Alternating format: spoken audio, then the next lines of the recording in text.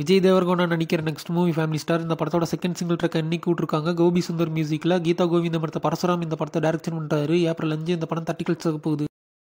பெரம்பலூர் மூவியோட ட்ரெய்லரை இன்னைக்கு காலையில் 11 மணிக்கு லான்ச் பண்ண போகிறாங்க. அதோட இந்த படத்துக்கான தமிழ்நாடு தட்டிக்கல் அடிச்ச 2 மூவிஸ் தான் வாங்கியிருக்காங்க. இந்த படத்தை கிறிஸ் ஏடி டைரக்ஷன் பண்ணுறாரு. மார்ச் 15 இந்த படம் தட்டிக்கல்ஸ் ஆக போகுது.